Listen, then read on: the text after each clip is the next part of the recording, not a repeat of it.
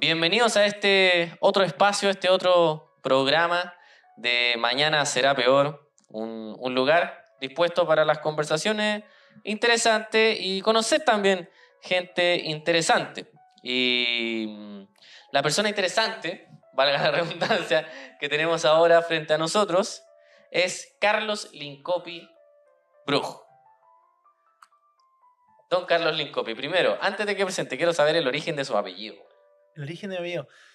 Más cerca al micrófono. Lincopi es mapuche y Bruj es alemán. Extraña mezcla, Sí. aunque no muy extraña cuando conocemos la historia de lo que fue la Araucanía. Claro, no, pero mi mamá además es brasileña. Entonces no es de los alemanes. Ah, ya. No es que tu mamá haya llegado a colonizar terreno y haya No. conocido algún indiecito que trabajaba para ella. No, vino de Brasil a Chile y en un guillatún se conocieron. En un guillatún. ¿En Chile o en Brasil? En Chile. En Chile. ¿Ella estaba haciendo turismo sexual? No, ¿qué estaba? No sé cómo habrá sido. No sé. Tengo ahí un poema al respecto también. Ya, hablando. ¿Cómo me lo imagino? Ya, yo? estamos con gente interesante, gente que escribe poesía. Pero antes de que entremos de lleno, yo te entrevisté por una razón. Primero, hay un cierto lazo de una pequeña amistad que se ha ido generando ahí por el tiempo. Yo te conocí en la Universidad de Chile. Sí. Fuiste estudiante de la Universidad de Chile de filosofía. Y Así ahora, ¿estás haciendo o ya terminaste el magíster? Estoy en la tesis. Estás en la tesis del magíster. La Entonces, eterna tesis. Un estudiante de filosofía con apellido mapuche alemán. Sí. Cuéntanos un poquito más de su historia. Bueno. ¿Cuándo naciste? ¿Dónde naciste? Nací en el año 1992, el 17 de noviembre, en un hospital precario. ¿Ya? Me crié en Renca, ¿Ya? en la población Cerro Colorado. En Renca, weón. Yo vivo al lado de Renca, vivo en Cerro Navia. Sí, pues, están ahí. ¿Y qué están al tal, lado. qué tal Renca? ¿Todavía vais para allá? Todos mis amigos están presos. Ya, buena. No. Es un buen antecedente No. para haber vivido en Renca. No. Porque podrían estar muertos, pues. Esa es la otra, pues, weón. Esa es la otra. Podrían estar muertos. Sí, y me sorprende que no haya ni uno muerto. Ya. Viviste en Renca, ahí sí. tuviste tu infancia. Sí, después me fui a Brasil, como mi mamá es brasilera. Y hice primero básico allá y ahí fue donde me hice crack de fútbol. ¿Y manejáis el portugués? Sí. ¿Sí? A ver, dite unas palabras. No sé, ¿por qué querés que te diga? La wea que sea. Un insulto. ¿Un insulto? Filho da puta. Ah, pero ese es clásico. Esse cara é um filho da sua mãe. No entendí ni una wea, pero seguramente me sacaste la madre, Julio. Dije que eres un hijo de tu madre. Sí. Ah, ya, bueno. Entonces, estuviste en Brasil, ahí hiciste algo de básica. Después supongo que volviste a Chile. Sí, volví a Chile. ¿Ya? Y volví a Renca, estudié en segundo básico en la escuela Domingo Santa María. Y después de eso nos movimos para Macul. Y ¿Ya? ahí estuve en un colegio que se llama Insume. Insume. Claro. Insume. Así Pero se llama. esa wea que es una Insume de empresa cocaína. culiada, así como... No, y aparte como Insume es como Insume cocaína. Así ¿No? como- Yo me lo imagino, Insume, como un instituto de formación de esclavos. Una wea así como... Yo creo que era algo ¿Era peor que técnico? No, es porque no era un colegio particular subvencionado, así como, Ya. como que, claro, yo decía como, este es el colegio cuico. De esas callampas que nacieron con la dictadura. ¿Ves que esas Sí, weas sí. como que se multiplicaron con la dictadura? Y lo más cuático era que había como la leyenda de que el colegio había sido como un zoológico antes, Ya. así como en la época hace 100 años, una casa Un antigua. zoológico. Sí. Brígido. Y no dejó de serlo cuando se transformó en colegio. No, porque- me imagino, y- weón. Sí. ¿Y ahí en ese colegio hasta cuándo estuviste? Hasta cuarto básico y de ahí me fui a Osorno. A Osorno. Sí. Chucha, weón. Eres bien migrante. Sí, una migración eterna. ¿Tú crees que eso es parte como de tu ¿De formación? personalidad o de tu formación, De mis traumas. de tu trauma, Yo creo que sí. por así decirlo? Yo creo que sí, porque en Osorno es una cultura muy distinta a la santiaguina, Ya. la cultura chilena es muy distinta a la brasileña. Y me movilicé en esos mundos siempre, en Chile, Brasil, pero aparte, dentro del mundo chileno, con el elemento de mis abuelos, que era mapuche, que hablaban en mapuzungún, y allá en Brasil mi abuelo hablan en alemán. ¿Cómo le llamaste? Mapuzungún, Mapuzungun. ¿sí? No es Mapudungun. No, yo le digo mapuzungún, ¿Por qué? porque así le dice la gente, mapuche. Ah, el mapuche habla de sus lenguas Sí. como Mapuzungun. Sí, No yo Mapudungun. diría que sí. ¿Y de dónde viene esa deformación? ¿No tenía idea? No sé, yo creo que es que al final todo este tipo de idiomas yo creo que tienen el problema de que siempre va a estar el problema de cómo se dice realmente. Ya, po, ¿Cachai? claro. Cómo es el verdadero fonema. Porque aparte hay zonas en las que se pronuncia de distintas maneras las cosas. ¿Ya? Como ocurre con el español, pues hay gente que dice fuego y otra que dice juego. Juego. ¿Cachai? El juego. ¿Cachai? Ya. Sí, pero igual, digamos, la forma del lenguaje se mantiene, po. Igual cuando uno piensa en el Mapuzungún, como respetando el origen, como que uno tiende a pensar más como una especie de lengua tribal, sin una, digamos, sintaxis formal, no sé cómo se puede decir correctamente. No, tiene, tiene una gramática. Po. Sí, una claramente gramática. tiene una gramática porque tiene reglas lingüísticas. Ya. O sea, es un lenguaje como tal, claro. Como tal. Claro, No es es una como lengua indígena, no es un- una lengua indiecita. No, es que como dirían. Es que todo lenguaje tiene reglas, po, aun cuando las reglas no hayan sido explicitadas por un teórico. ¿Cachai? Ya. Por ejemplo, si tú vas a decir el plural, tú tienes que decirlo de una determinada manera, tiene prefijo, sufijo. Entonces no. Tiene es una lengua. O sea, está como la lengua formal y la lengua de los hablantes, por así decirlo. Claro, o sea, tú aprendes español sin saber gramática. Ya. ¿Y tú sentís que un poco que la estructura del lenguaje determina la forma en la que la conciencia del individuo se expresa o la forma en la que éste expresa su cultura? Porque yo siento mucho que de repente cuando uno habla con gente que vive en como mapuche propiamente tal, que siento que le dan mucha energía al lenguaje, como que las palabras tienen mucho sentido, más allá del meramente formal. ¿Tú crees que de repente el lenguaje como que determina? Lo que pasa es que yo creo que el Mapuzungún es una lengua que yo considero muy poética, Ya, poética. donde las palabras son... El signo mismo muchas veces tiene mucha significación. Por ejemplo, mi abuela siempre me decía, te agarré, pirulonco. Pirulonco. Que significa, es como, se traduce por loco Ya. al español, pero literalmente quiere decir, tienes gusanos en la cabeza. Ah, La palabra ya. misma lo dice. Como el alemán, como una lengua aglutinante. Es aglutinante. No, yo creo que es más profunda que el alemán. Más profunda que Pero el alemán. yo no sé hablar Mapuzungún por si acaso, pero lo poco que sé yo lo encuentro ¿Pero en qué se determina la profundidad de una lengua? Tú sabías hablar alemán, tú eres que un tiene una capacidad, un estudioso igual. tiene una capacidad de no ocultar el sentido. No ocultar el sentido. Sí. Tiene una capacidad, creo yo, para no ocultar el sentido. ¿En qué sentido lo ¿En qué dice? sentido? Porque En el sentido de que las palabras son signos. ya las palabras El son signo signos. tiene un significado. Sí, Entonces, existen yo creo que lenguajes en los más cuales... cerca del micrófono. Existen lenguajes en los cuales las palabras de alguna u otra manera tienden a ocultar el sentido, la significación.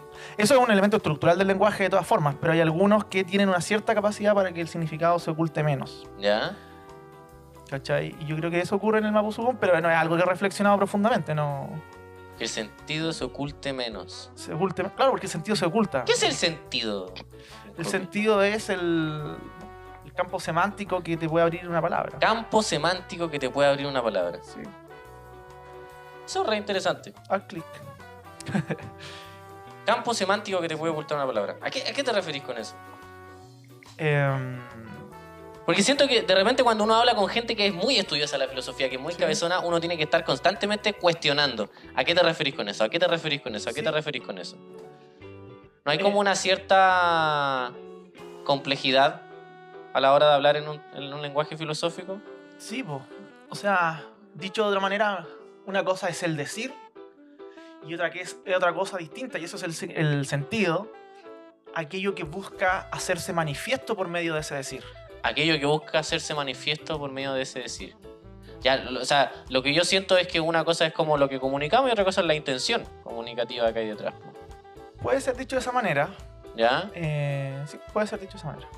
Bien, perfecto. Un poco compleja la conversación. Partimos denso. Partimos denso. Si quieres, simplifícala. ¿En qué eres magíster? ¿En qué estoy haciendo el magíster? En metafísica. Metafísica. Sí. Ya. No. Ya. Vamos, a ver, vamos, bajemos un poquito. Bajemos un poquito. Eres filósofo. Me encantaría tener ese reconocimiento. Ya. Porque tú sabes, ¿cierto?, que la carrera de filosofía uno estudia la licenciatura y no por ser licenciado uno es filósofo, Ya. ni por tener un magíster ni un doctorado creo yo que uno es filósofo. Ni todo lo que se hace en las facultades de filosofía es filosofía. Ya.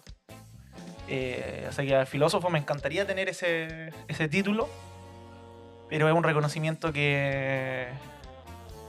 sea, yo me siento que sí vivo como un filósofo, que pienso y vivo la vida de manera filosófica y que veo en la filosofía una forma de vida. Y en ese sentido me considero a mí mismo un filósofo. Pero al mismo tiempo el nombrarse uno a sí mismo un filósofo es una gran pretensión y que, digamos, yo creo que requiere del reconocimiento justamente de otras personas también. De otros filósofos. De otros filósofos. El problema es que no hay otros. Entonces, No hay otros no, Yo soy el único filósofo Soy el que existe único. en este momento. no, Conmigo termina la filosofía. claro, es que también la filosofía muchas veces es a veces una incumbencia muy personal. Ya. ¿Cachai? Entonces, por lo mismo yo no sé cómo otras personas del mundo de la filosofía, que no es lo mismo que los filósofos, experimentan, viven viven la filosofía, cómo ellos la viven, ¿no? Y es ahí yo creo donde está un elemento que yo no sé cómo otras personas viven la filosofía. Pero ¿cómo la vives tú? ¿Qué cosa, qué elementos de tu vida, digamos, cotidiana te harían un filósofo? Yo creo que la filosofía te dispone hacia todos los ámbitos de la vida desde cada momento que tú vives, porque la filosofía tiene que ver con la vida y la vida tú estás viviendo, entonces Ya. a cada rato tienes situaciones en las cuales piensas. Pero no es toda la vida en la que uno está reflexionando. Tampoco es todo el momento del Un día. filósofo yo creo que sí. Es todo el día. Todo el día porque todo le ofrece reflexión, todo le ofrece algo que pensar. La loza. Sí, como que en vez de lavarla la te ponía a loza. pensar así. No, pero por ejemplo la otra vez, mira, una cosa muy estúpida. Una niña. ¿Te has dado Sí, cuenta? sí. Sí, por supuesto. La otra vez estábamos viajando en avión y ¿Ya? entonces la persona del avión dice, por favor, al momento de despegar, poner los asientos verticales, completamente verticales. Y yo me pregunté, ¿por qué? ¿Ya? Completamente verticales. Sí, completamente verticales. Y dije, ¿por qué? O sea, ¿qué pasará? ¿Me muero si no? ¿Cachai? Así que bueno, obviamente uno está preguntando. Muerto, vivo. Muerto, vivo, claro. vivo. Muerto. Es como, va a despegar el avión, una persona dejó el asiento no vertical. Bueno, por eso se generan los accidentes. Señores pasajeros, tenemos que devolvernos debido a que el asiento número 26 de Carlos Lincopio Minucci no puso el asiento vertical. Sí. Todo un terrorista, señor. Es un terrorista, claro. Entonces, no, yo creo que, a ver, cómo es vivir filosóficamente la vida, yo creo que es llegar a comprender también el valor que ella tiene para la vida del ser humano. Y yo creo que no hay nada más valioso que la filosofía para el desarrollo de un ser humano. Y el comprender eso y el tratar de justamente de vivir filosóficamente, de vivir coherentemente en torno a la filosofía, creo que eso es lo que hace de una persona un filósofo. Es decir, que no haga simplemente de la filosofía una teoría que está en los libros, sino que es ante todo una manera de vivir la vida. ¿Y qué es ser coherente con la filosofía? Porque de repente uno lee textos que son de filosofía y mucha coherencia no... O sea, no encuentra... Yo sé que la coherencia viene por parte de entender que hay todo un universo conceptual para poder interpretar de repente los textos. Y de repente uno se pilla, por ejemplo, alguna frase de Heidegger o de Nietzsche o de No es Sartre. una incoherencia. No es una incoherencia. Lo que pasa es que uno para dedicarle a la filosofía... Por tiene ejemplo, que darle recuerdo algo de la nada nadea. ¿Es tal cual lo que No, dice Heidegger? es que- Porque es- aclaremos, no. aclaremos a la gente. Tú vais más o menos por el lado de la metafísica, tenías una cierta experticia en autores de la metafísica, como Heidegger, Marx, incluso sabí leer en alemán, interpretáis textos, etc. ¿Es realmente así el texto? ¿Es la nada nadea? ¿Quiere decir Primero que no vamos a poder discutir una cita de filosofía. eso? Que yo la encontré en internet. Es que, claro, así no se discute filosofía. Ya. Yo siempre le digo a todo el mundo, queremos hablar de filosofía, entonces tenemos que sentarnos un par de meses a conversar sobre el tema. ¿Ya? O sea, Un par yo de meses, pues, güey. estoy absoluto, como Y en mínimo. nuestra época, que Como weón, mínimo. con cueva la atención dura 40 segundos. O sea, Y así no se puede hacer filosofía. O sea, todas esas cosas que tú encuentras de repente en internet, por así decir, una idea de filosofía en 10 segundos, eso es una tontera. en 10 segundos. Es una tontera, es una imbecilidad. Hay una cuestión en TikTok que dice filosofía explicada para el orto. Y son como un minuto de Sartre. y No, el existencialismo. yo creo que eso va en contra del espíritu de la filosofía, porque Ya. la filosofía exige que nosotros tengamos la capacidad de detenernos ante algo. Y si la gente ya no se puede detener frente Pero es a que ese algo. no es el problema de la filosofía, es el problema de la gente. O sea, Pero tal vez- la gente nunca se ha detenido ante la filosofía. Eso, desde los orígenes de la filosofía, si tú lees a Heráclito, lees a Parménides, la filosofía siempre fue una actividad que fue ejercida por unos pocos. Es que es tedioso pensar, porque Es tedioso pensar. es aburrido en el fondo. Y la filosofía no tiene que hacer concesiones a lo que la gente quiera o a lo que la mayoría quiere. Tiene que acercarse, por supuesto, a la gente, Ya. pero no acercarse de manera, diríamos en un lenguaje más político, de manera populista. Es decir, ¿qué quiere que le diga la filosofía a la gente? Lo que la gente quiere oír. Hay un cierto sentimiento aristocrático detrás de la filosofía. No, no es aristocrático, es simplemente el hecho de que... Recuerdo que los alemanes tienen un concepto que es el distanciamiento, el Brefe, como parece que se dice, no recuerdo. no sé, pero... pero no creo que sea un sentimiento De aristocracia. de aristocracia, porque sí es un privilegio, eso sí. Sí es un privilegio pensar, porque si tú lo piensas... no sé, Bueno, partamos que los griegos tenían esclavos Claro, para satisfacer sus necesidades más básicas. claro.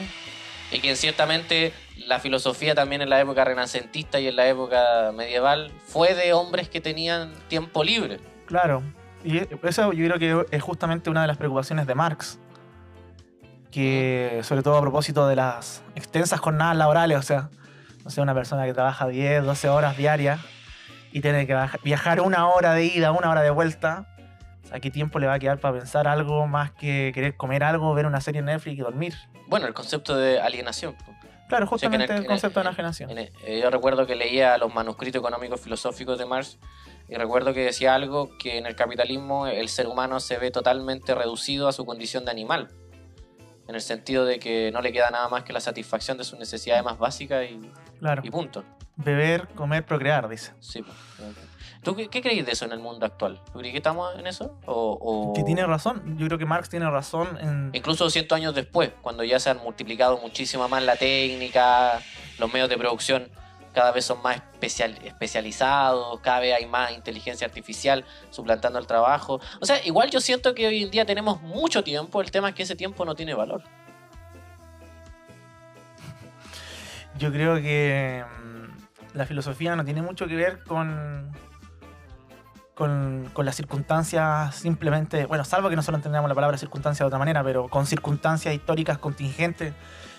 Marx no es un pensador que haya pensado como pensaba Lenin, ¿Ya? el capitalismo del siglo XIX, no es así. Él piensa la estructura esencial del capital, con o sin inteligencia artificial, con o sin iPhones, no son preguntas esenciales de cómo funciona este modo de producción. Y por lo tanto, un pensador y la filosofía no tiene nada que ver con una cosa de época. O sea, lo que dice Aristóteles, naturalmente que hay cosas pequeñas dentro del pensamiento que uno puede decir, esto lo dijo porque era en esa época. Pero la mayoría del pensamiento profundo es capaz de trascender la época. ¿Ah? Si uno lee la política de Aristóteles, uno no va a encontrar cosas que diga, esto es válido solamente para eso. No es así. De hecho, los problemas que vislumbra Marx en el Capital ya están muchos de ellos anticipados en la Ética Nicómaco o en la política de Aristóteles. ¿Cómo cuáles?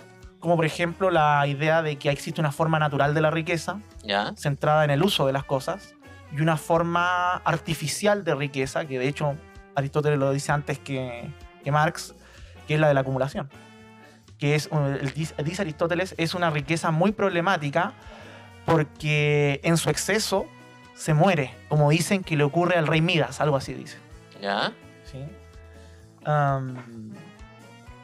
Ya, pero igual siento que hay de repente porque estamos hablando de la acumulación de la riqueza, estamos hablando de cierto proceso más o menos histórico que el capital ha tenido para emerger. Porque no es lo mismo hablar de la acumulación de riqueza en la época de Aristóteles que hablar de capital. El capital ya viene a ser un elemento distintivo que tiene la característica que no se acumula, sino que constantemente está arrancando de sí mismo para seguir creciendo. Es cierto. Es decir, el hecho de que existan semejanzas entre cosas que dice Aristóteles y Marx no quiere decir que no exista la diferencia específica, ¿no? Y ahí es donde está Marx. Ahí es lo que él empieza a ver, ¿no? Sí, obviamente que sí, que sí tiene elementos de creatividad propia, ¿no? No estoy diciendo que sea una simple réplica de Aristóteles, pero sí el esquema general de pensamiento de Marx está ya esbozado en ¿Tú dirías Aristóteles. que la filosofía apunta hacia una crítica constante de la realidad más que una explicación? Porque No, yo recuerdo mucho de lo que decía Marx, de eso de que la filosofía solamente se ha encargado de interpretar la realidad y lo que se trata es de cambiarla. sí. O ahí estamos hablando de dos vertientes distintas de la filosofía. Primero que esa cita de Ra es un error de Marx, Un error de Marx. porque la filosofía desde sus inicios ha tenido un compromiso con el mundo. O sea, ¿Ya? no por nada mataron a Sócrates. Eso me interesa. No por nada Boecio estuvo encarcelado y condenado a la pena de muerte. Entonces, la idea de una filosofía apartada del mundo es un error de Marx. No sé si sea un error porque eso es algo que él anota en una agenda y que después la gente lo transforma en una consigna, pero eso de que los filósofos se han limitado a interpretar el mundo y de lo que se trata de transformarlo es una incomprensión de la filosofía. En el caso de que Marx haya querido decir eso, porque él lo que hizo principalmente fue una interpretación del mundo.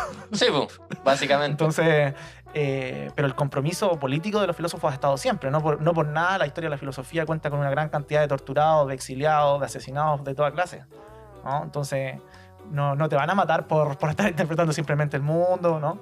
Sino a Sócrates lo condenaron a la pena de muerte por tener actividad, ¿no? Y la actividad que él tenía era de hacer que las personas se preocuparan por su alma a través de sus diálogos, ¿no? Andaba corrompiendo a los mancebos, como lo Así es, acusaban, ¿no? así es, Andaba a corrompiendo a los la jóvenes. juventud, porque esa fue una de las Claro. acusaciones Exacto. que lo llevó a la cicuta. Y esa acusación no puede ocurrir de una persona que esté simplemente en una contemplación. Claro.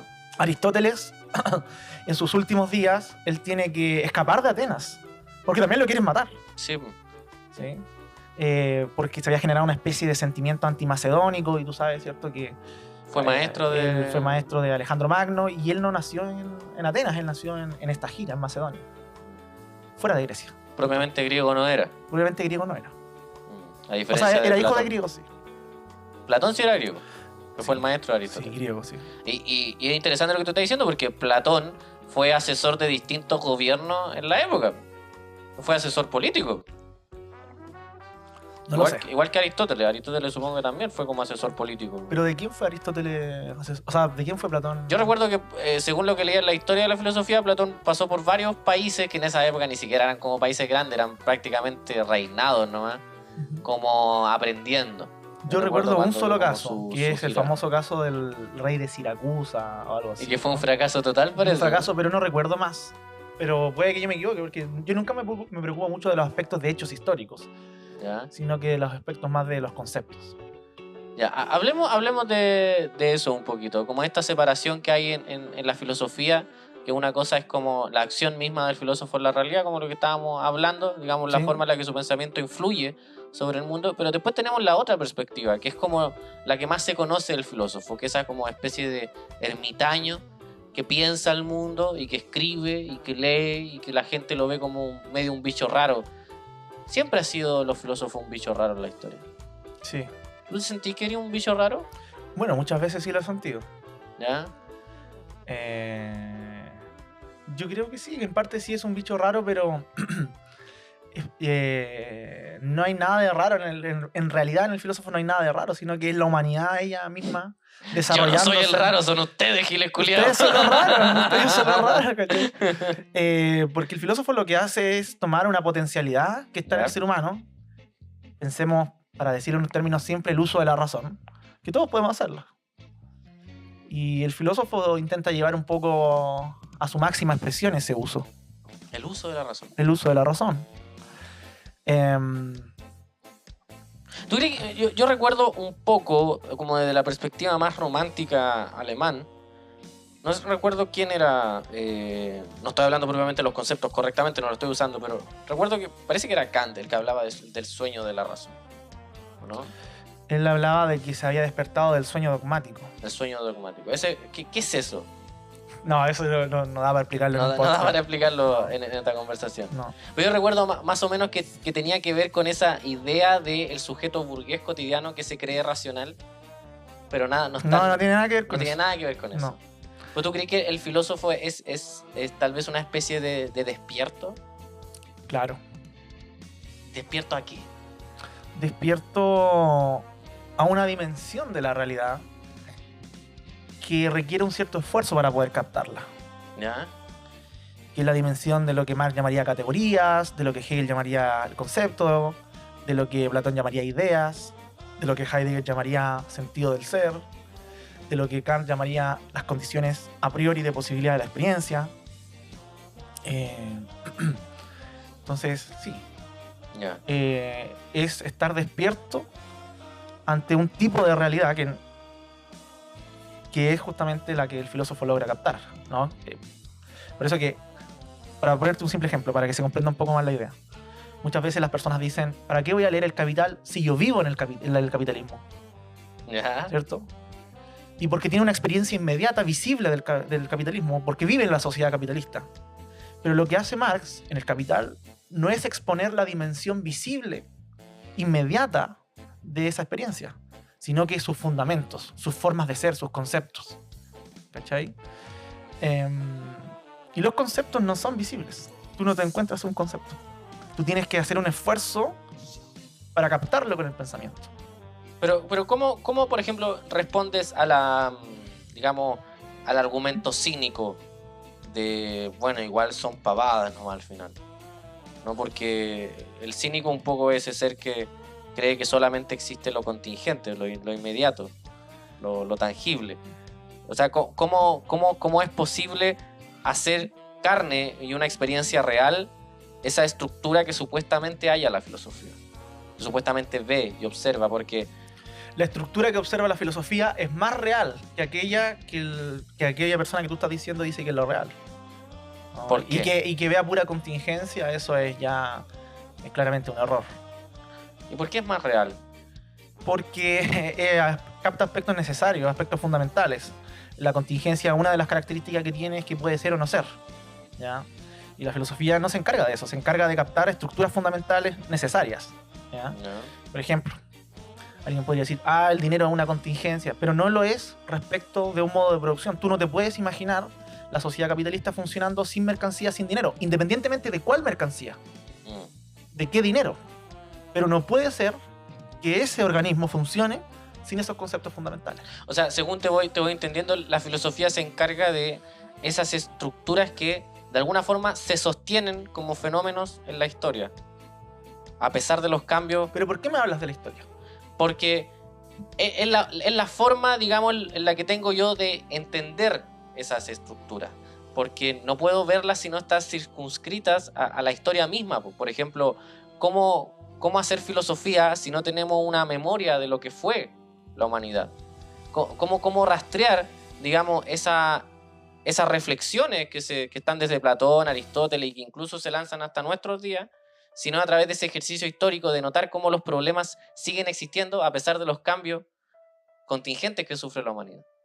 Digamos, Claro. La vida sigue siendo un problema, el sentido del ser, el sentido de la vida. Seguimos en esas reflexiones que vienen desde antaño. O sea, la pregunta es, ¿por qué seguimos reflexionando cosas que hace 2500 años las seguíamos todavía reflexionando? No es por la historia. ¿Ya? Es porque, y eso lo dice Platón, que justamente lo cita Heidegger en un texto que se llama, ¿cómo se llama? Que es metafísica, si mal no recuerdo.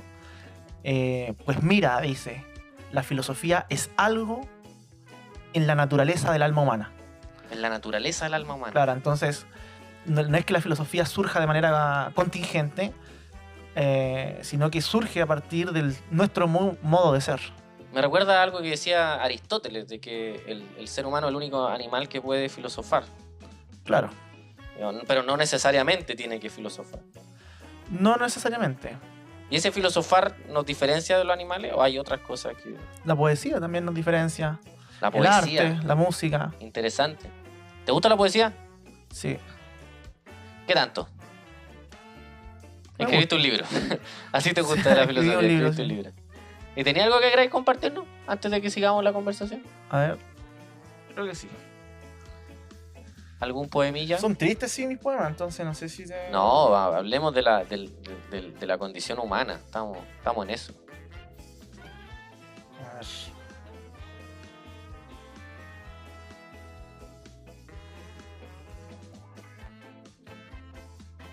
Estos silencios se van a borrar después, así que tranquilo. Ah, ya, dale.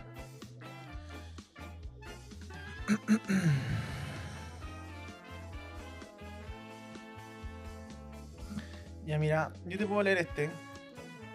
Se llama Abuelo Mío. Abuelo mío. Sí. Aquí va una musiquita de fondo, media triste. Sí. Abuelo mío, me siento en tus rodillas para oírte. Háblame de las guerras y batallas olvidadas. Recuerda el heroísmo de Galvarino y sus manos desgarradas. Abuelo, soy un pequeño y a tu voz presto oído. Estoy creciendo y me alimento de tus mitos.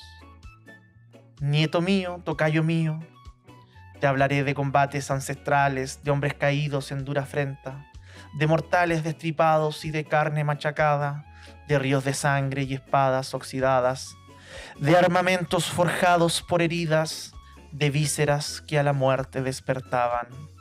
Nieto mío, tocayo mío, prepara tu oído para oír este rugido, el estruendo de los huesos en el martirio, brutal, incierto e inhóspito ruido. Nieto mío, tocayo mío, la vida es una batalla y la muerte es el destino. Descubre la agonía y prepara el temple en el camino. Tren Tren te enseña que la tierra se remece y Kai Kai que el mar es un abismo.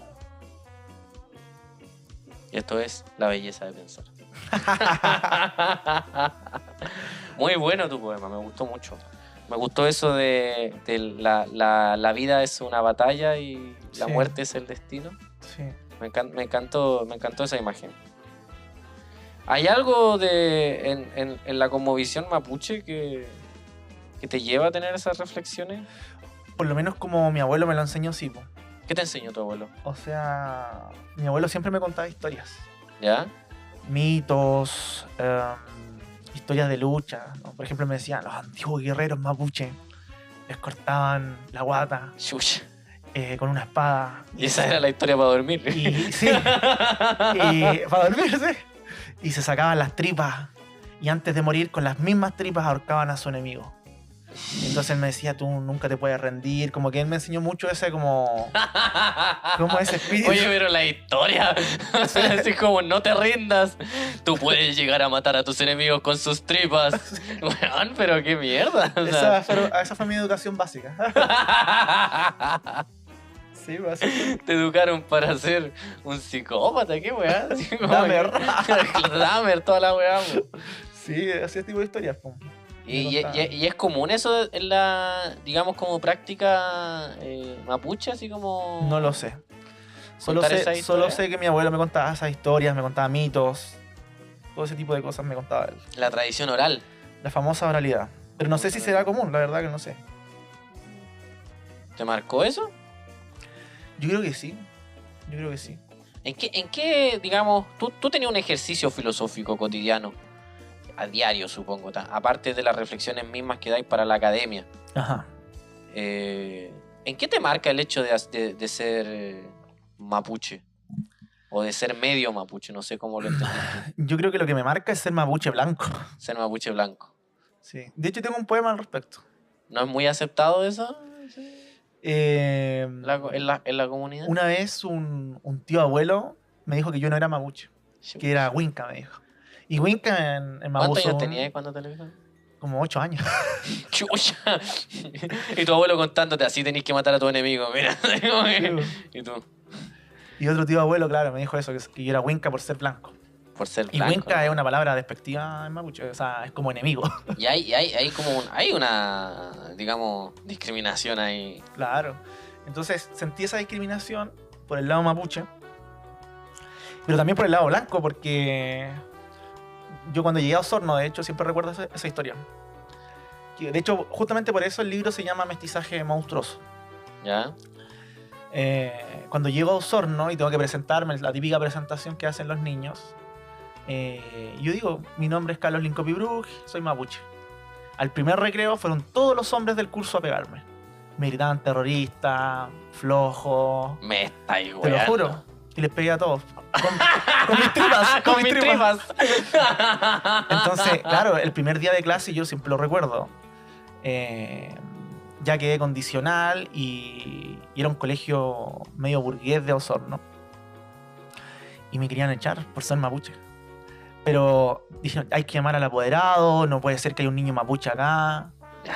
Pues estos jóvenes deberían estar trabajando en el campo. ¿Qué hace este Claro. culiao en el colegio, weón? Pero entonces llamaron al apoderado y Osorno es la ciudad más racista que hay en Chile. O una de las más racistas. Y la más contaminada, aparte. Y mi mamá es rubia de ojos azules, porque ella es alemana. Entonces llamaron a mi apoderado y llega ella y le ven rubia de ojos azules. Ah, no. Y entró con un traje militar y Claro, marchando así. se queda el niño. Se queda. ¿Cachai? Y después siempre recuerdo que en cuarto medio, cuando el Menos último. mal que no fue tu papá, porque tu papá llega con un poncho Claro, así, no, y la weá que ocupan para pegar. ¿Cómo se Claro, llama? un Bertrube. La cagó. Un coligüe. Un colibrí. No, fue así. De hecho, siempre recuerdo el último día de clase, que es muy curioso. Y los niños como de kinder del colegio estaban jugando a un juego que se llamaba Matar al Mapuche. Y había un niño que salía ¿Cuántos mapuches hay en el y horno? había un niño que salía corriendo y ¿Ya? lo perseguían todos los otros niños y decían, maten al mapuche, maten al mapuche. Te lo juro. Entonces, la experiencia de ser mapuche blanco, Wow. creo que sí, me marca. Y por eso yo hablo en el libro de Mestizaje Monstruoso. Y hablo de la figura del monstruo mestizo, que es una figura que causa espanto. Causa espanto al blanco por ser mapuche y al mapuche por ser blanco. Y eso obliga, ¿cierto?, a una carencia de mundo. Creo yo. Carencia de mundo. Una cierta pobreza de mundo, una cierta pobreza de la familiaridad, que te obliga al sentimiento de la extrañeza, y con eso, con el sentimiento de extrañeza, estás obligado a pensar. Me interesa eso. Me llevaste a un terreno que pareciera entremezclar la experiencia humana propiamente tal y cierta condición existencial Claro. que pareciera que te empuja a reflexionar, que te empuja a pensar. Sí.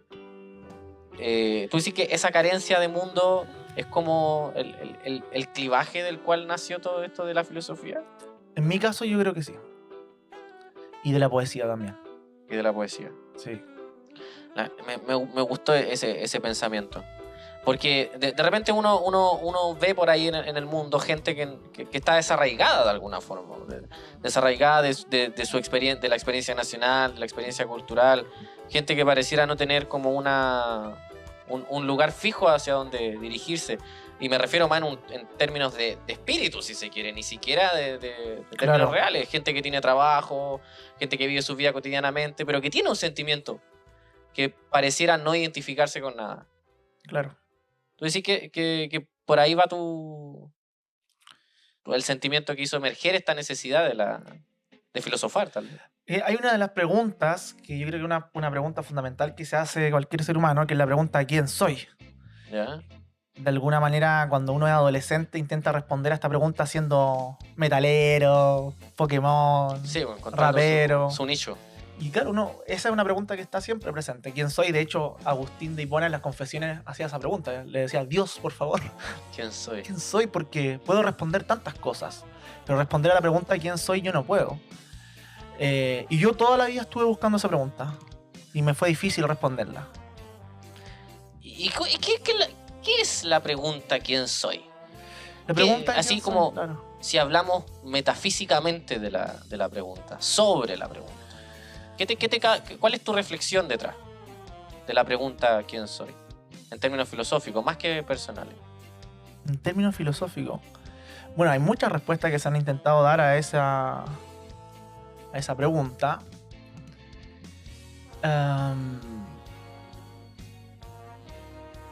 Y yo pienso que... y ahí yo creo que me entro en un rollo más así tipo Heidegger.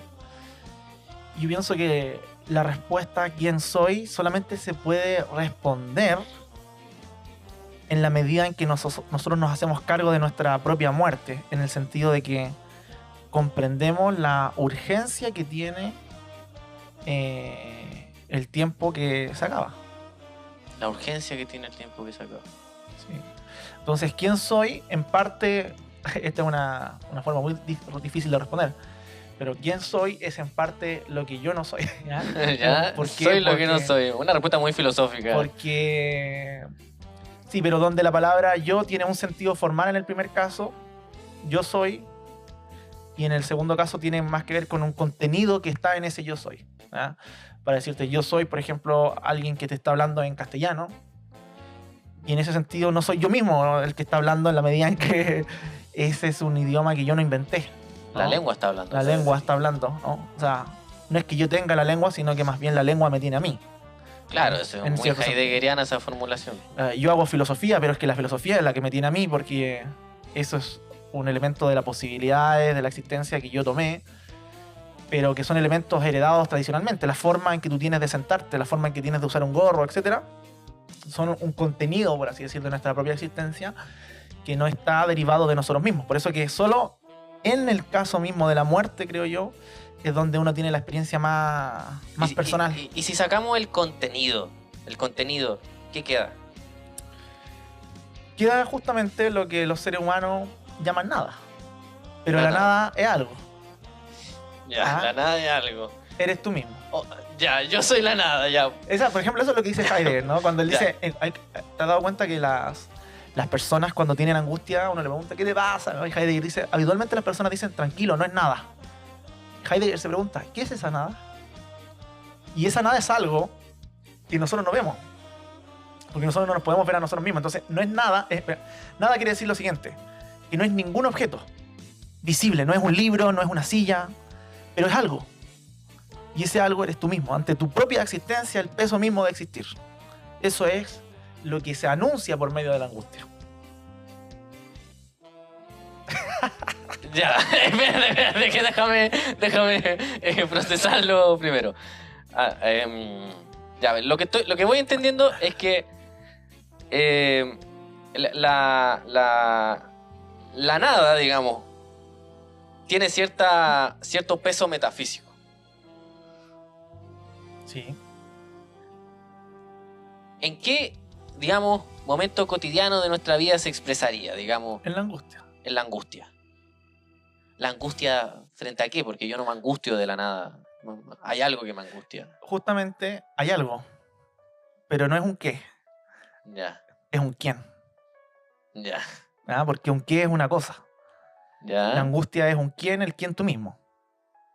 Ya, yo soy la propia causa de mi angustia. Sí. Por eso que es difícil detectar cuál es la causa. Ya. Por eso las personas dicen, no sé qué me pasa, no le encuentro sentido al trabajo. Mira, voy a decirle eso mismo a mi psicólogo. No sé qué me va a responder. No sé no qué me creo va a que te responder. responda nada. Sí, te van a dar pastillas y cosas. Mira, yo creo que ante ese tipo de estados de ánimo, una diferencia que tiene, creo yo, el pensador, el poeta, es que no huye a la angustia, sino que se hace cargo de ella o intenta escucharla, ¿no? Que eso es justamente un problema del hecho de que las emociones tienen algo que siempre comunicar. No es algo como lo irracional, lo que hay que, ¿no? Sino que ofrecen un sentido, algo que comunican. Pero Hay que descifrar. es peligroso escuchar a la angustia así nada más. Completamente. Es muy peligroso. Hay personas que no lo soportan. Claramente, por eso que es insoportable pensar. Ah, tú decís que es insoportable pensar. Sí. Sí, porque ahí es un punto bien interesante. Yo me he dado cuenta que cuando uno piensa, como pensar desde el vacío, porque por lo general la gente reflexiona cosas tangibles, cosas materiales, como llegar a fin de mes. Eso no es pensar, claramente. Ya, vamos por ahí. Eso no es pensar. No. ¿Qué es pensar? Pensar es abrirse a esa dimensión que podemos llamarle la dimensión del ser, o como tú ya le llamaste, la nada. Porque es que la nada se refiere a que no es una cosa, ¿no?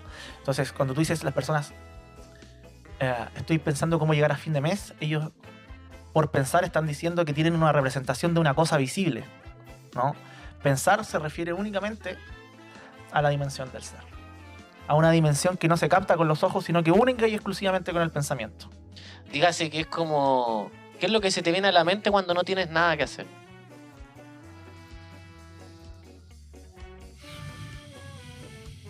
¿Cuál es el contenido en qué se ocupa la mente cuando no está ocupándose de nada? Digamos que por ahí vienen las preguntas fundamentales. Yo recuerdo que mucha gente me dice que no me gusta pensar, es que no me gusta reflexionar, porque uno llega siempre a las mismas conclusiones.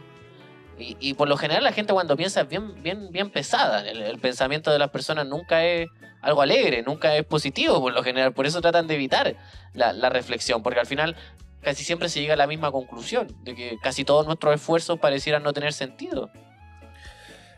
Es difícil pensar porque pensar nos dispone ante el silencio y a nosotros nos encanta el ruido. Nos dispone a la soledad y a nosotros nos encanta la compañía. Y nos dispone ante la muerte y a nosotros nos encanta la vida. Entonces... Soledad, silencio, muerte. Entonces... No es muy alentador el soledad, panorama del pensamiento. Silencio, igual. Muerte, angustia son 4 elementos fundamentales del pensamiento, o donde se origina el pensar, y que claro, vistos en primera instancia uno los puede considerar como negativos, pero cuando uno pasa por esos procesos de meditación o de reflexión, uno tiene o desarrolla la capacidad de enfrentar la existencia de otra manera. Por eso que a mí me gusta mucho una frase que decía Zurita, que alguien me la contó en todo caso, ¿no? Él decía que toda declaración de amor es urgente porque vamos a morir. Entonces, aquel que no piensa no entiende tampoco la urgencia de la vida y tiene una vida espuria. Tiene una vida que simplemente es un pasar todos los días hasta que muere. Entonces ocurre, curiosamente, que las personas mueren como si no hubieran vivido y viven como si no fueran a morir, como si siempre van a estar vivos. Entonces, yo creo que cuando uno se hace cargo de la muerte, uno puede enamorarse de verdad. Cuando uno se hace cargo de la propia muerte, uno puede hacerse cargo de la vida. Me recuerda a algo que, según lo que escuché o lo que leí, decía Heidegger, eso de la existencia inauténtica. ¿Podría darle un poquito como...? Porque está la existencia auténtica, como lo que describí recién, y la existencia inauténtica, que viene a ser esta vida no vivida o sí, como podría si pensarse así. Yo no pienso que sean opuestos. O sea, siempre en todo ser humano va a haber un elemento inauténtico, ¿sí? Pero la gracia está en que podemos quizás esforzarnos por la autenticidad, aun cuando ese esfuerzo sea un simple fracaso más. ¿Cachai? Porque tú vas a decir... Es bastante triste igual pensarlo de esa forma, ¿no? ¿Hay vida después de la muerte? Esa es una gran pregunta filosófica. De hecho, muchas veces hay personas que hacen esa pregunta. Yo me quedo con la respuesta de Kant. Porque tú sabes, en la historia de la filosofía, esa fue una pregunta que se formuló muchas veces. El famoso problema de la inmortalidad del alma. Y lo encontramos ya en Sócrates, ¿cierto? Incluso en los inicios de la filosofía moderna con Descartes. Cuando él dice, yo soy algo que piensa, soy un alma distinta del cuerpo y que no perece cuando perece el cuerpo. ¿No? Ahí se saca así un argumento de la manga nomás. Sí, yo recuerdo el argumento de... Hace un montón de argumentos Pero Kant, en la crítica de la razón pura, él dice, ya, hay cosas que no se pueden conocer. Por eso hay que poner a la razón en su lugar, dice. Y una de las cosas que nosotros no podemos conocer es el alma. Es decir, no podemos saber si es inmortal. Y Kant dice ahí lo siguiente. El tema de la inmortalidad del alma no es un asunto teórico del conocimiento, es un asunto de la fe. Entonces nunca vamos a saber si es que hay vida después de la muerte. No es posible. Es una pregunta que podemos formular pero que no podemos responder. Pero que sí vale la pena tener esa creencia.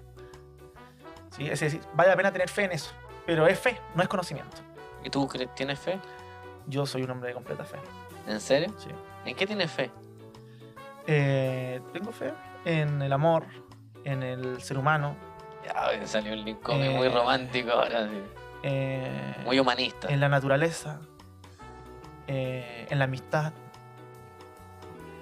Tengo fe, soy un hombre de fe. Pero tienes fe en cosas que son humanas, pues igual. Sí. ¿No hay alguna fe más allá? Sí, claramente que sí. ¿Crees en Dios? Yo habitualmente sobre Dios no hablo en público. ¿Ya? Así que es un tema que no... Más cerca del... Es un tema que prefiero no hablar en público.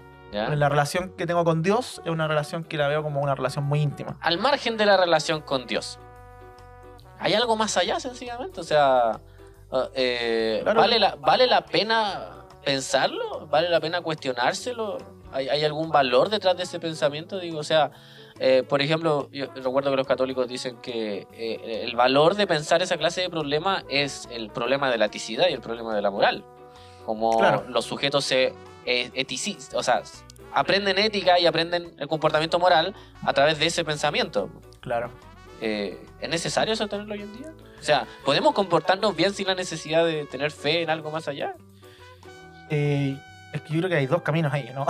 ¿Ya? El camino más fácil es con la fe. Y es bueno porque no siempre las personas van a tener tiempo para cultivar otras formas de comprender cómo se puede producir un comportamiento moral. Por lo tanto, vale la pena que tengan miedo de que se vayan ir al infierno. Vale para la que se pena, porten bien. Hay una utilidad detrás de ese Es pensamiento. completamente útil. En términos sociales. Pero lo ideal, en mi opinión, sería que todos nos guiáramos simplemente por la fundamentación de la metafísica de las costumbres de Kant nomás. Y listo. Con el imperativo categórico, si lo transformamos en un axioma, como el principio de no contradicción, ¿Ya? para vivir, yo creo que sería un gran axioma. A mí me encanta el imperativo categórico y que no requiere del más allá para comprender. ¿Qué es el imperativo categórico? El imperativo categórico para Kant es un mandato, dice él, de la razón, que es válido sin excepción, ¿no? ¿Ya? Y él tiene unas ciertas formulaciones del imperativo categórico. Es bien milica la razón en ese sentido, ¿no? Claro, porque tenemos la tendencia a portarnos mal. Ya, tenemos la tendencia a portarnos Sí, mal. sí. Sí. Y el imperativo categórico vendría a ser como... Sería justamente un principio que surge del razonamiento, de nuestra propia razón. No es algo que... No es un imperativo de un elemento ajeno, no es un imperativo de Dios, ni un imperativo de la iglesia, ni de una autoridad, ni de la ley. ¿Ya? Sino que es un imperativo que surge del ejercicio de la propia razón. ¿Ya? Vale. Eso. Un imperativo que surge de la propia razón. Perdón, ¿Cómo estaba estamos viendo- llegando a ese estaba tema? mirando. ¿Cómo llegamos a ese tema? Interesante, po. Oye, espérate, entre paréntesis, yo creo que te voy a espantar a todos tus seguidores. No, Por habla- angustia, soledad. No, ¿viste? hablando de mis seguidores, muchas gracias por haber escuchado, por estar escuchando hasta ahora este episodio de Mañana Será Peor. Estamos con Linkopi Brunch. Bueno, mañana será peor. Sí, Mañana Será Peor. Claro. Sí, ya lo dice ya el título. Hay un cierto sentido existencial detrás de lo que hago. Ujú. Yo soy muy existencialista. De hecho, soy en el sentido mucho menos espiritual que tú. Ujú. Soy más bien un animal que pretende ser moral. Ni siquiera como que no veo que tenga espíritu ni alma. No me interesan esas cosas, no me interesa la metafísica. Me interesa más bien como una existencia poética, por así decirlo. Pero que no puede haber una existencia poética sin metafísica. O tal vez la tengo inconscientemente. Tal Yo vez creo no que soy sí. tan consciente de ella. ¿Cachai? Pero tampoco es que me interese mucho. Pero sí me gustan esas reflexiones que tú tenés. Me gustan este dolor que hay detrás del pensamiento. Me gusta que duela pensar. Porque encuentro que cuando te duele pensar, estás despierto realmente. El dolor te da algo que ni el placer, ni la alegría, ni la risa, ni la comedia te da. Claro, Que es una conciencia absoluta de tu existencia. claro. Ahora, una pequeña salvedad. Aristóteles dice, en la ética creo, que aquello que es doloroso al principio se vuelve placentero por el hábito y la frecuencia. Es verdad. Después a uno le gusta reflexionar la weá, le gusta que le duela, po, ¿cachai? Claro. Te gusta el dolor si uno se vuelve masoquista con esta mierda. Claro. ¿Te gustaría leernos otro poema? Ya, a ver, uno masoquista. No, dalo. Dale. Ya, uno... Ya, este es sobre la soledad. Deseo hablarte, soledad, pero no te encuentro. Deseo oírte y no te oigo. Ansioso por tocarte y no te toco. Soledad, tú que encuentras refugio en mis adentros. Háblame con la voz cruel del destino. Tócame con las manos lacerantes de la muerte. Enséñame el camino agonizante. Muéstrame el secreto del dolor. Anúnciame el mensaje trágico. Soledad, silente soledad. A ti te escribo, a ti te pienso, en el fuego inmundo de la ausencia mía. Te recuerdo como una pequeña calle desolada, como un paraje jamás visitado. Yo te escribo, soledad, desde el mar insolente de la vida, en la estancia fulminante de los pensamientos, en el cielo que ha perdido a sus estrellas. Yo te busco y no te encuentro.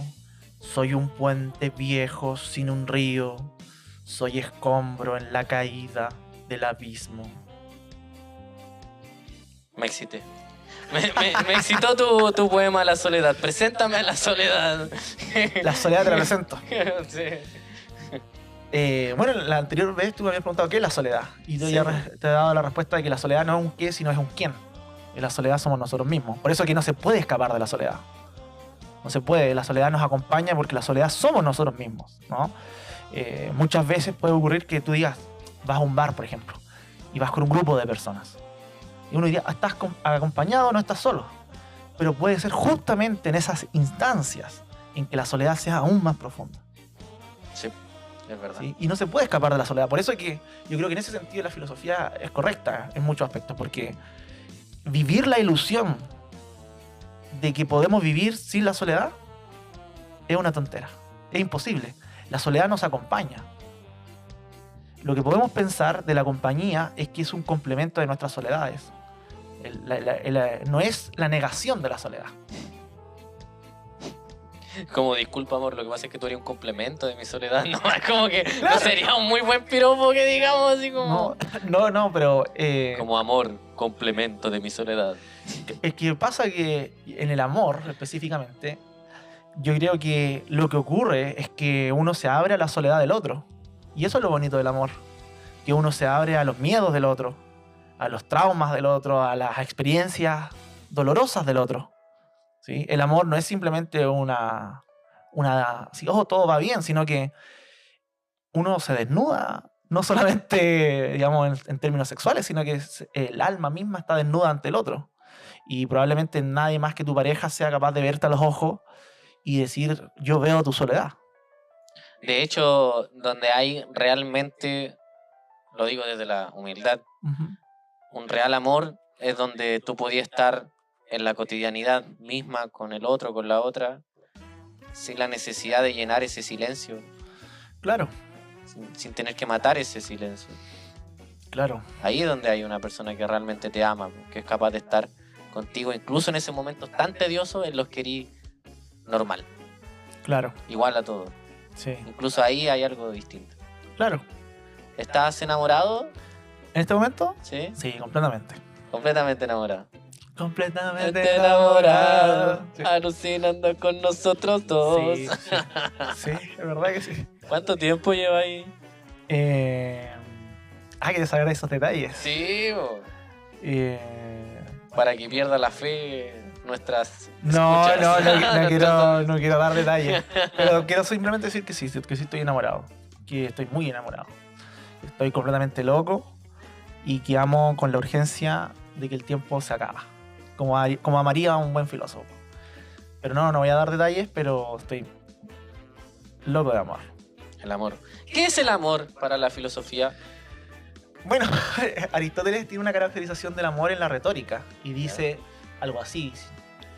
Sea, pues, el amar, querer para alguien su propio bien en beneficio de esa persona y no en el propio, e intentar hacer todo para llevar el bien de esa persona a cabo. Algo así. Algo así. ¿Qué significa? Amar significa tener una disposición a que... desde Aristóteles, de lo que está diciendo Aristóteles, ¿no? Significa querer para el otro el bien y luchar para que ese bien ocurra. Desde Aristóteles. Pero es por el otro, porque igual en la actualidad tenemos una noción muy egoísta del amor. Claro, es que nosotros estamos en la generación, una de las más Egoísta. egoísta que puede haber. O sea, es una generación individualista que tiene miedo a establecer una relación. Sí, o sea, por ejemplo, de mi generación son muy pocos los que tienen hijos, ¿no? Y los que tuvieron hijos son los que no se hicieron cargo, ¿no? Interesante. Vivimos en un mundo egoísta. Mira, ya llevamos casi una hora de conversación. Sí. ¿Te ha gustado la conversación hasta ahora? Sí, con harta angustia. Con harta angustia. Está bien, está maravilloso. Entonces sí que vivimos en una generación egoísta, individualista. Sí. ¿Esa es la conclusión lógica del capitalismo? Ay, no lo sé. No sé si sea la conclusión lógica del capitalismo, aun cuando el capitalismo, dada su propia estructura, favorece la potenciación de la generación de un individuo que tenga esas características. Yo creo que esta posibilidad está siempre dada en el ser humano desde muy antiguo, la posibilidad del individuo. De hecho, no sé si tú sabías, pero la palabra idiota viene del griego idión, que es como particular. O sea, es como el que está en sus propias narices, ¿no? Es decir, el que no ve Que más está allá. preocupado de sus propios problemas. Claro, ese es el individualista, el idiota.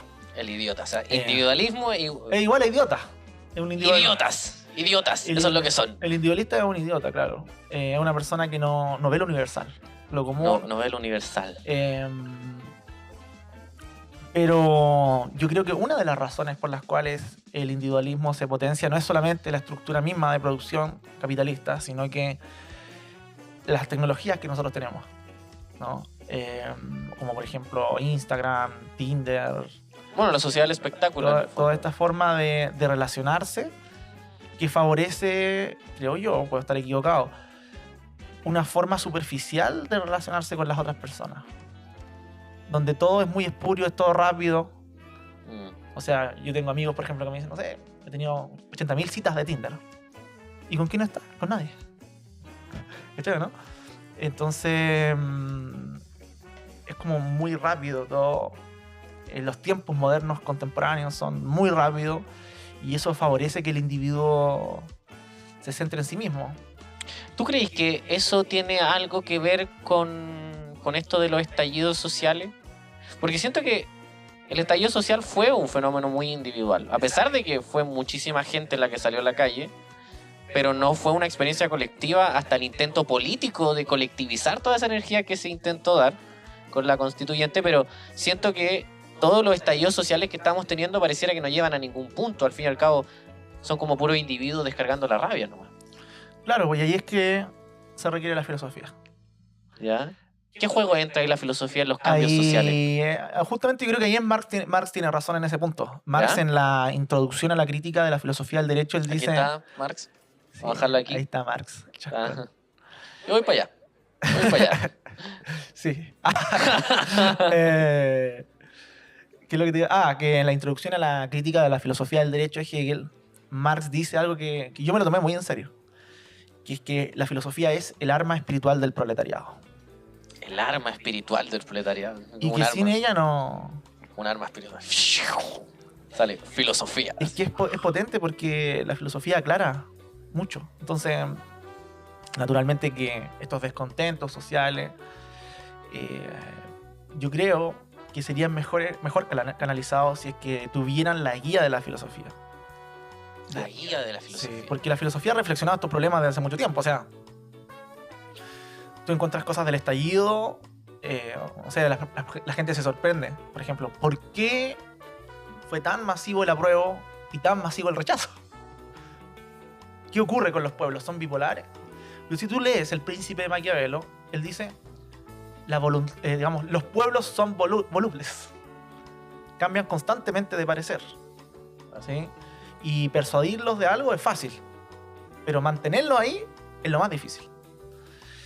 Entonces, yo creo que falta una guía de la filosofía. A mí me encantaría, por ejemplo, ahora en el proceso constituyente no hay ni un filósofo, no hay nadie del mundo de la filosofía diciendo que nosotros somos una disciplina que 2500 años de reflexión sobre política. Porque una dimensión de la filosofía es la metafísica, pero la filosofía también tiene la filosofía práctica, la ética, la política. Y yo creo que sería un gran aporte que la filosofía estuviera reflexionando. Y ahí, por ejemplo, yo digo una cosa, ¿no? La Constitución tiene que tener un horizonte básico, que es procurar la felicidad de los ciudadanos. Y entiéndase por felicidad no simplemente el hecho de que estemos en un constante carnaval, sino que procurar de que las potencialidades del ser humano se desarrollen al máximo. Y justamente por eso que es importante la filosofía, porque así como es importante hacer deporte, la filosofía estimula una capacidad que todos nosotros tenemos, que es la capacidad de razonar, de pensar. Pensamiento crítico.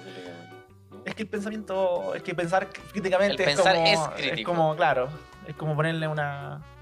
Es como redundar. Como decir un círculo redondo, ¿no? Círculo ya. O sea, bien, o sea, me parece... Es una tautología.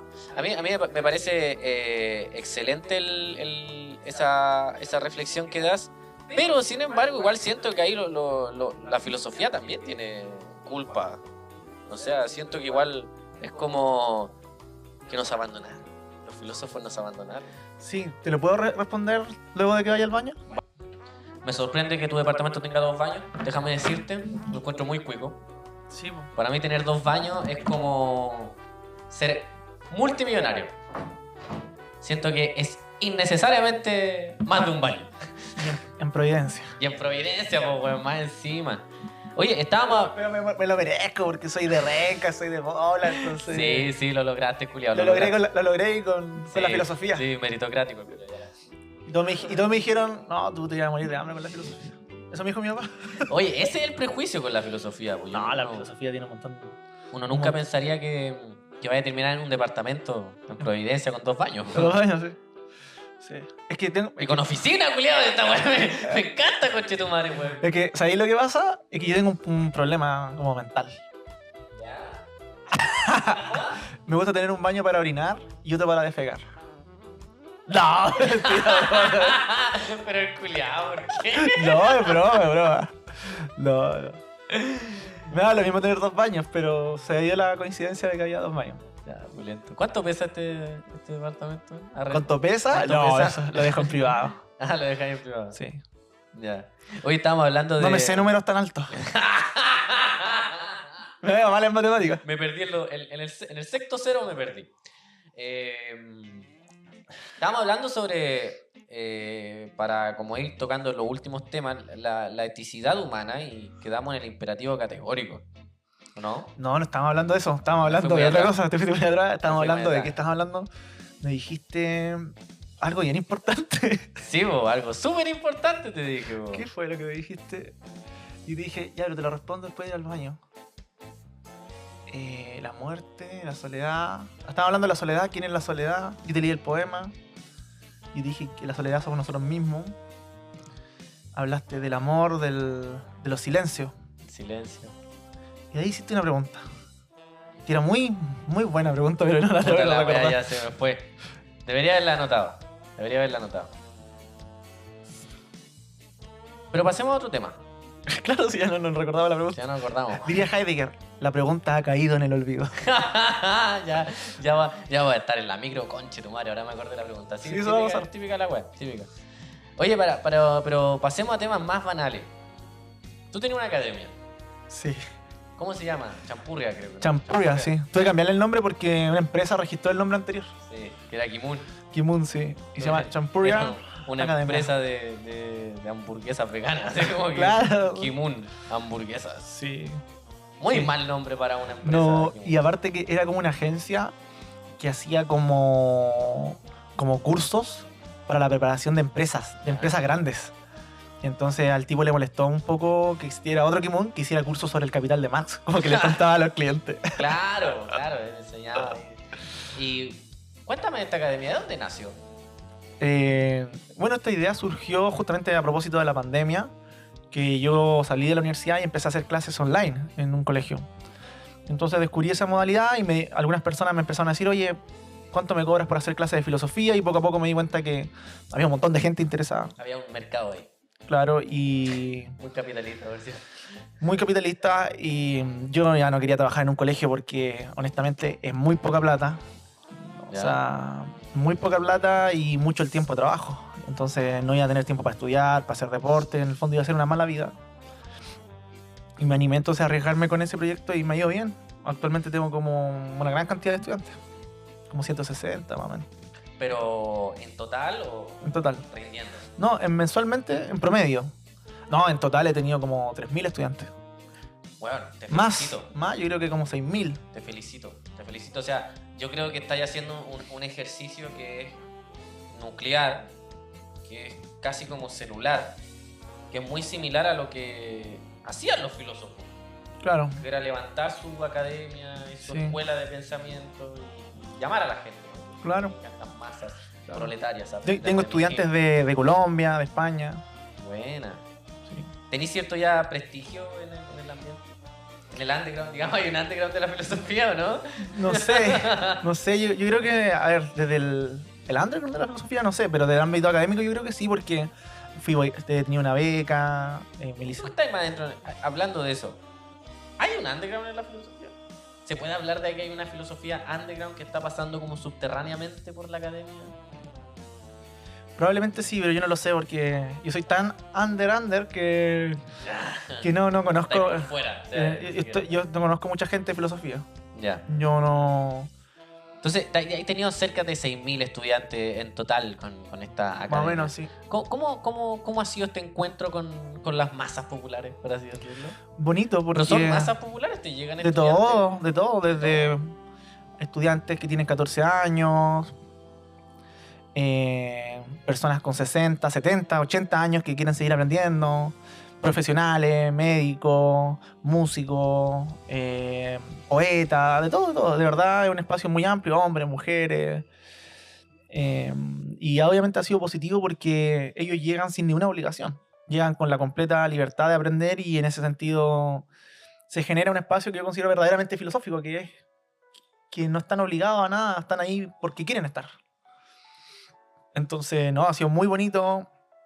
También los estudiantes siempre me agradecen, me encuentran que es buena mi labor, que explico bien los conceptos, que soy claro.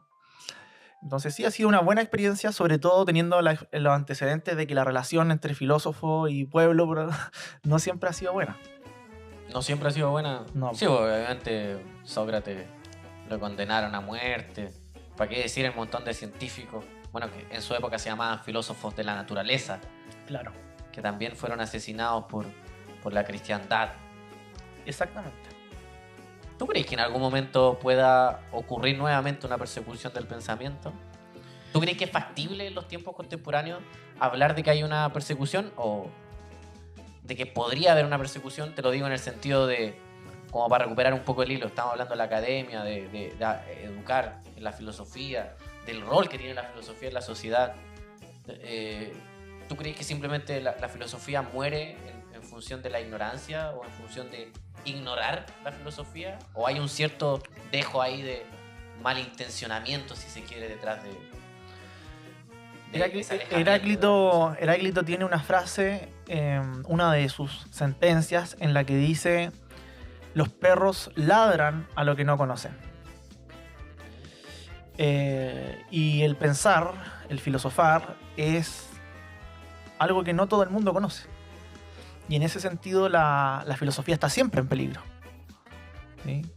Por ser algo desconocido molesta, inquieta la pereza de no pensar. ¿Sí? Los que no piensan se sienten amenazados por el pensamiento. La pereza del pensar. La pereza. La belleza de pensar. La pereza. Así como está la belleza del pensar, está la pereza de la ausencia del pensar. Y esa pereza es la que amenaza constantemente a la filosofía, porque...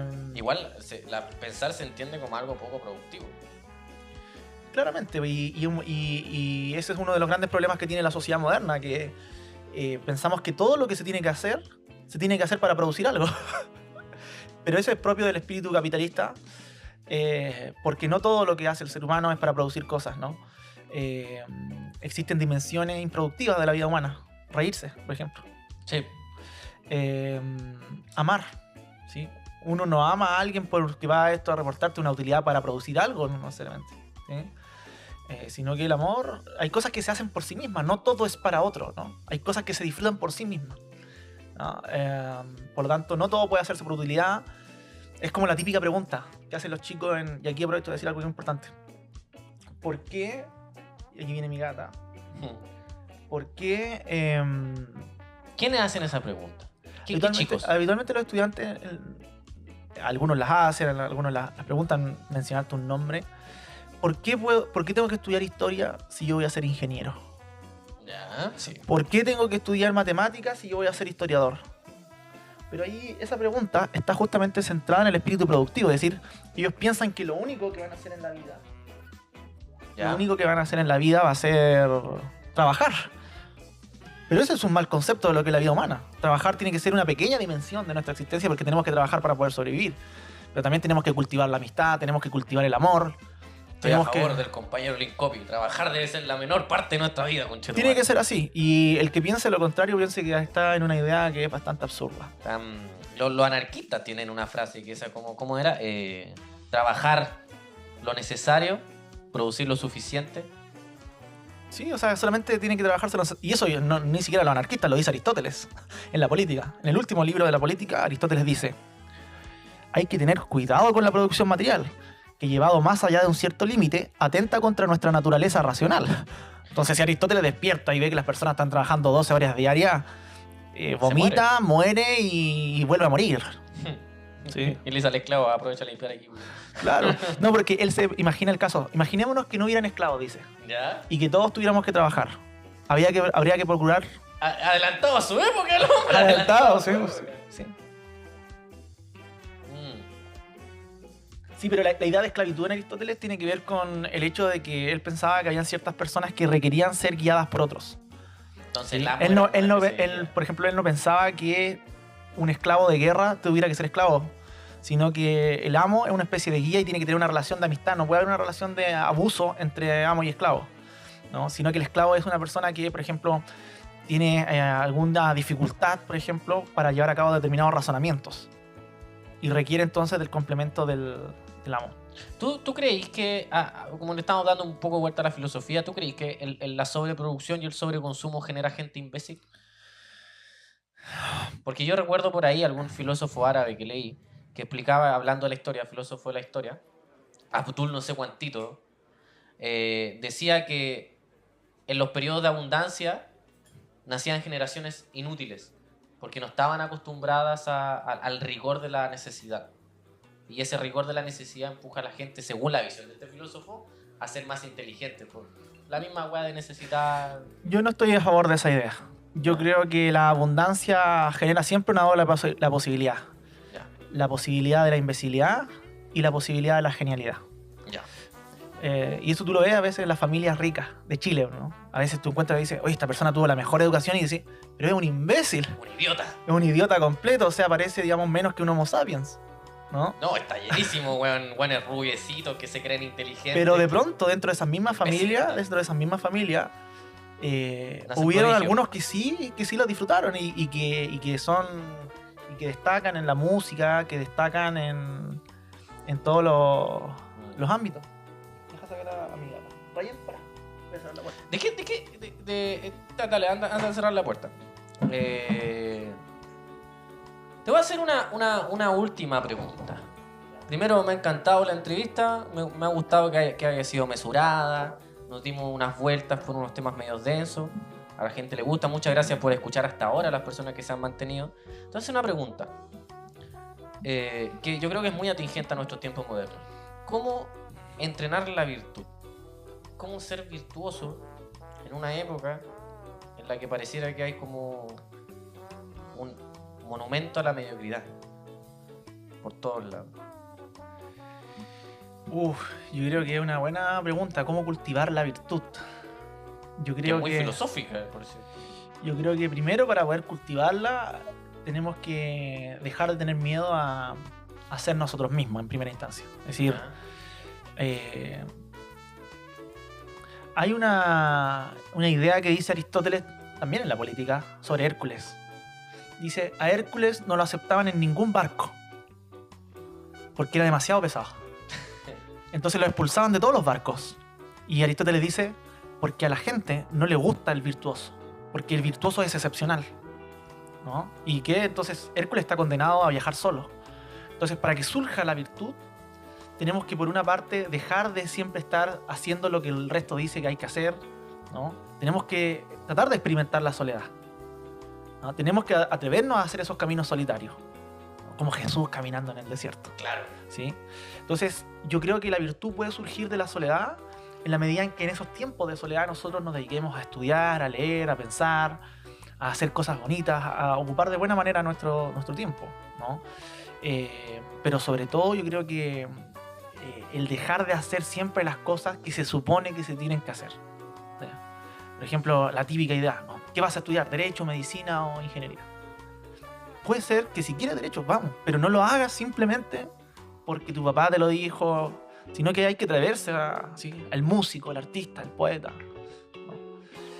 Entonces, ¿cómo cultivar la virtud? Yo creo que aprendiendo a llevar esos caminos en el desierto que hace Jesús, ¿no? Es decir, dejándole un espacio a la soledad.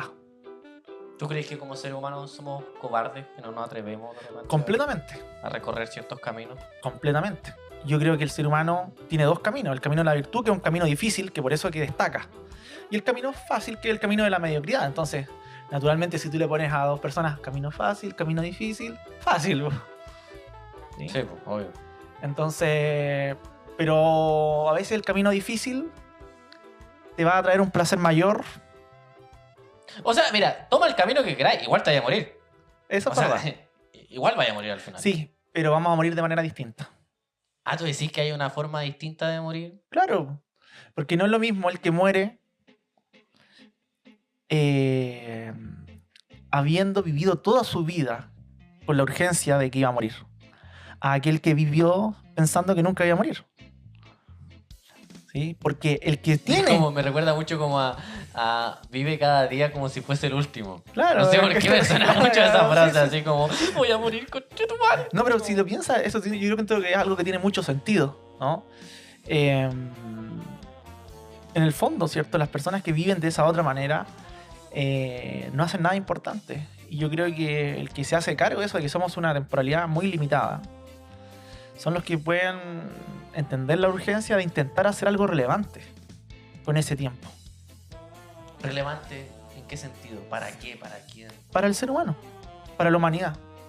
O sea, tú eres de las personas que dice, elige un camino y recórrelo hasta las últimas consecuencias. Claro. ¿Tú vayas a recorrer el camino de la filosofía hasta sus últimas consecuencias? Yo sí, pues lo estoy recorriendo.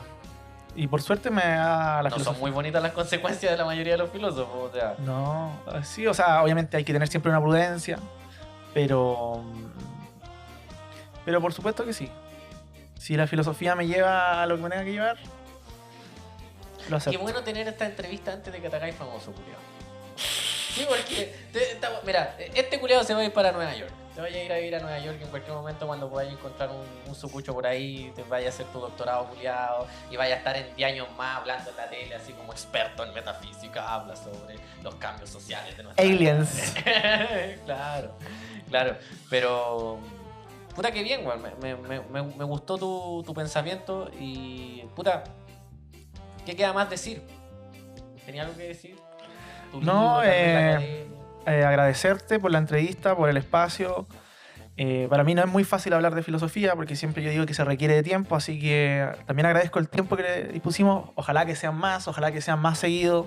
Es importante que la filosofía esté constantemente aportando, reflexionando, y también que los filósofos o las personas que están en el ámbito de la cultura y del pensamiento puedan conectarse justamente con más personas. Porque también muchas veces, y es cierto, estamos muy enclaustrados, estamos muy cerrados en nuestros libros, y es importante compartir lo que estamos pensando. Porque yo creo que es valioso, muy valioso para el ser humano el pensamiento. Te agradezco entonces. Es solitario el pensamiento. Es solitario, Ya pero llegamos a- llega un punto en que esa soledad hay que transformarla en algo común. ¿Ya?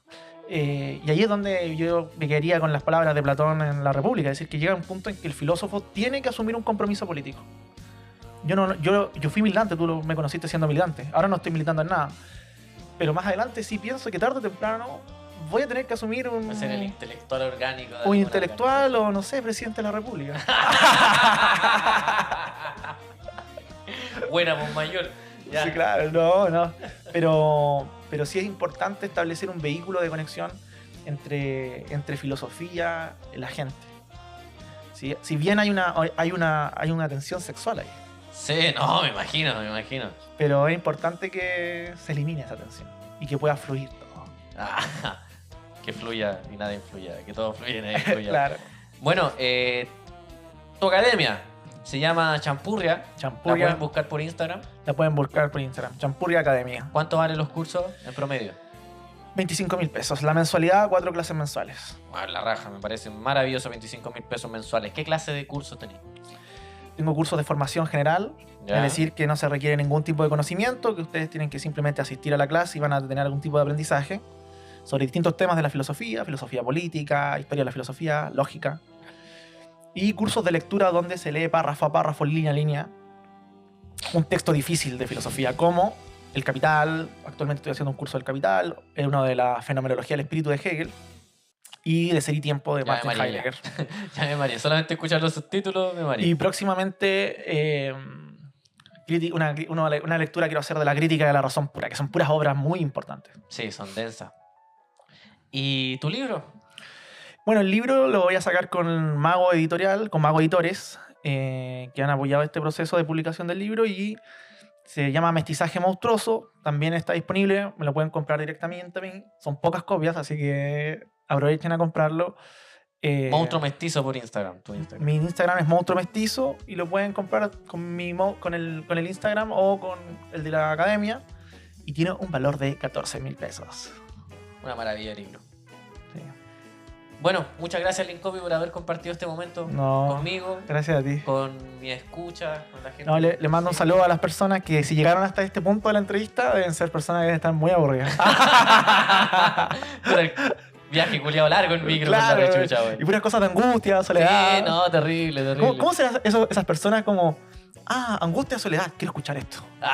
Masoquistas, así se llaman. Muchas gracias, Linkopi, por haber Gracias a ti. compartido este espacio. Esto fue Mañana Será Peor. Yo soy Cristian Muñoz, alias El Zurdo Cristian. Que les vaya muy bien, que tengan un excelente día.